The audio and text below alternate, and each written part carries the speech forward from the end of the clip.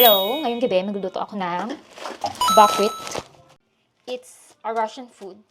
So if I cook this, kung magluluto ako nito, dapat meron akong cup. And let's go!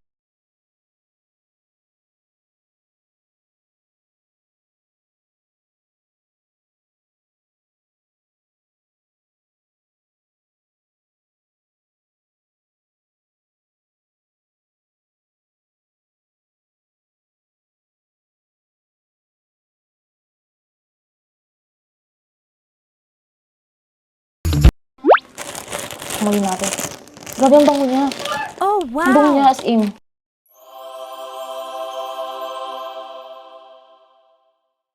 So maglalagay na tayo ng 3 tubig nito kasi 2 cup yung nilagay nating buckwheat. It's up to you kung hugasan mo siya o hindi. Pero dahil ako'y maarte, kailangan ko siyang hugasan. Parang bigas lang, di ba?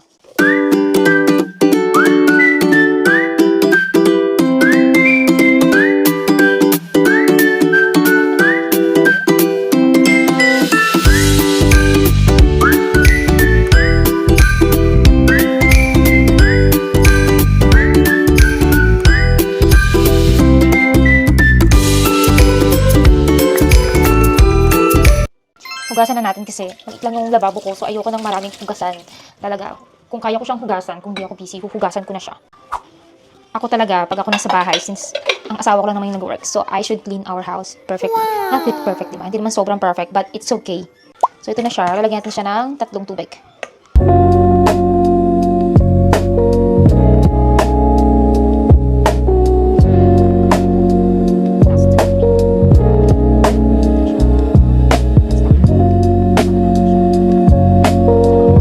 I use this para buksan ito. Napakasimple lang ng buhay namin dito sa Argentina. But it feels like masaya naman kahit ganito. Simple lang kami namumuhay. Kailangan ng super garbo. Let's put this on the Tupperware para hindi siya matapon. Syempre, mahal nito. Asawa ko bumili ng 2 balot. Siguro asawa na sa kanin. Kaya bumili na siya nito kasi asawa natin sa kanin. Tayong mga Asian, gusto natin ng kanin. Kahit nasa ang bansa tayo, hindi pwede mawala yung kanin natin. Diyos ko, Filipino food is the best. Ang bango-bango niya. Sobrang bango niya actually. And I really like this man. Walang halong echos-echos ha. Ang bango-bango niya. Buckwheat. At may nakakita ko sa video na pwede kang makagawa ng tinapay without egg, flour, anything. Just ito lang at tubig and i-blend mo siya. And yun, pwede mo na siyang gawin yung tinapay pag binake mo siya ng around 30 to 40 minutes. I'm not sure but I make a vlog o gagawa ko ng video na gumawa ng tinapay. Sira na natin. Balik natin to. So, wait natin maluto itong buckwheat ng 20 minutes para ma-sure natin na maluto siya ng maayos.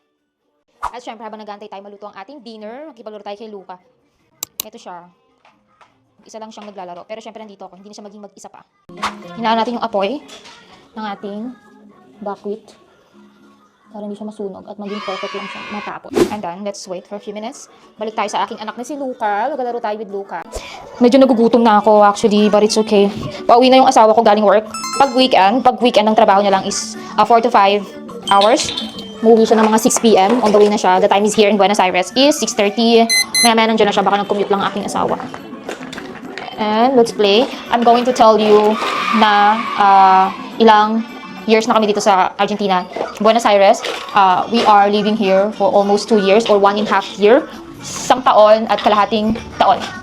And kung tatanungin niyo ako kung gusto ko ba o nagustuhan ko bang tumira dito sa Argentina at ano bang meron dito na nagustuhan kong magstay.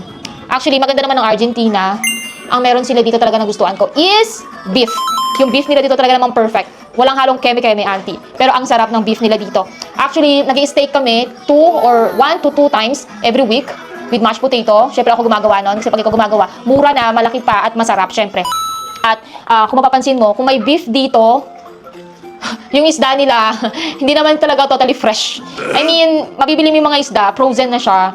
And hindi katulad sa Pilipinas, na, I don't know, hindi ako aware na sa Asia ba or sa Pilipinas is, may beef, yeah. Nag-beef kami sa Pilipinas, pero 2 hours mo siya ipapakuluan para magkaroon ka ng beef soup, mga ganon. And sa Pilipinas naman, sa atin, talaga masasabi ko na perfect din dyan. Kasi may mga fresh tayong isda na talaga namang perfect ulamin. Especially sa atin, in any dishes, hindi mawawala ang isda sa iba't ibang paraan ng pagluluto. And dito kasi sa Argentina, pag bumibili ako ng fish, Lalo na ang galunggong. May galunggong dito. Frozen na talaga siya. As in, bumibili ako sa Chino Barrio or Chinatown in English. Bumibili ako mga few fishes doon. At talaga naman perfect at masarap. And hindi ko siya madedenay na God is really balance everything. Kung sa Asia, fish at mga perfect talaga ang mga beaches, islands is really good. And here in Buenos Aires, perfect sa kanila ang wine and beef. Yes, and that's all. And mabait din naman mga tao dito. Maayos din naman, magagalang. And the way sila magsalita. Actually, their language is Spanish. Spanish. And I was trying to learn on my own. Nag-aaral ako ng pakonte-konte ng Spanish para makapag-communicate ako with people, especially pag mamimili, ganon. Yung leeg ng anak ko, may eczema siya. Like, hindi na siya ganong malala kasi yung asawa ko bumili siya ng cream. Papakita ko yung cream na binili niya para sa leeg ng aking anak. Ito, papakita ko yung biniling cream. Actually, marami na akong cream na binili para sa aking anak, pero ito lang talaga ang naging nagpakalma rin kahit pa paano ng leeg ng aking anak, and it's not bad, thank you Lord, pero nagpipray pa rin ako kay Lord na maging perfect na yung leeg niya kasi dati ang mukha niya ang merong eczema. I-share ko yung video kung gusto niyo makita or picture ng merong eczema yung anak ko sa mukha niya, talaga bang para siyang napaso, ganon. Let's check the buckwheat. First time ko lang siyang lutuin. Diyos ko, baka magkamali pa ako, pero okay naman kasi first time, di ba? Ano ba, first time pa lang. Tikman natin siya. Ito yung buckwheat. Sarap. Para siyang kanin. Wow. Wait pa natin siyang mag-in-in. Mag-in-in sa Tagalog. In-in, di ba? Sa atin, in-in ang tawag. Wait natin. At ang ulam na gagamitin, na i-partner natin sa buckwheat is yung tinolang nagawa ko before. Actually, yung tinola niya, it's not totally tinola like in Philippines. Iba siya, para siyang Chinese soup. Pero chicken version. Kunin natin sa ref.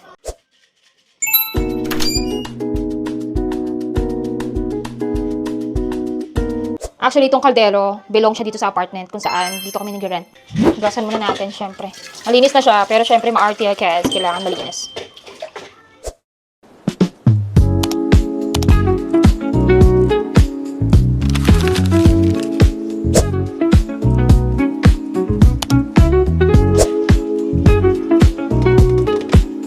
Hintin natin siya.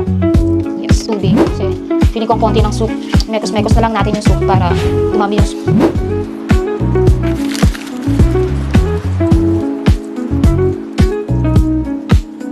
Yung anak ko nandito para magpatugtog nitong hawak-hawak niya.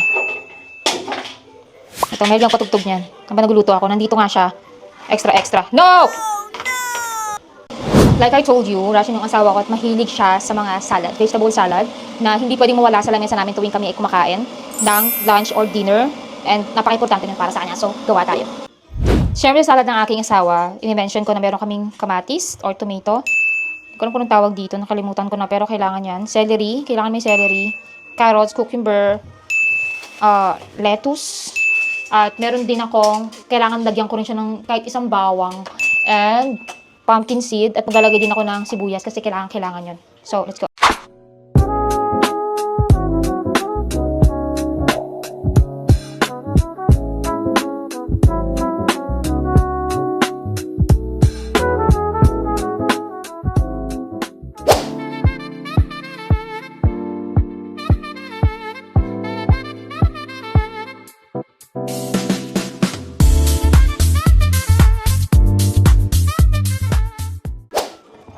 Tapon natin to. Paglabas natin mamaya, papuntang park, tapon natin ang ating mga basura. Kasi yung hanggat maaari ang basurahan ko, hindi dapat mabaho o madumi. Okay. Dapat walang langaw. Araw-araw yan. Dapat naka-maintain ang kalinisan sa buhay. Walang dahilan para hindi mo i-maintain ang iyong sarili.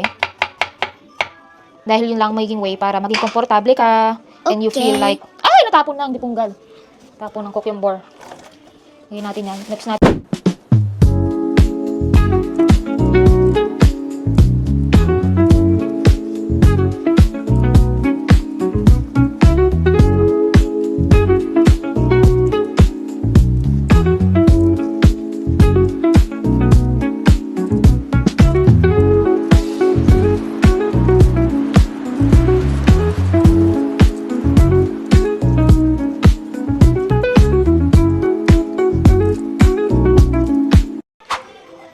Naglagay ako ng pumpkin seed.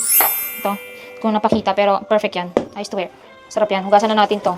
Ayoko nang may hugasan. Dito yung asawa ko dahil pauwi na siya at malamang niyan mga 10 minutes makarating na siya sa bahay namin.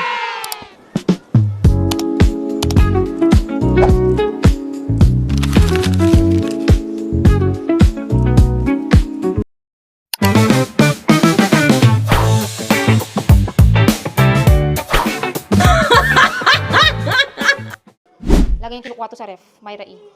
Paganda ka ba? Ha? Dito na yung nagawa kong dinner.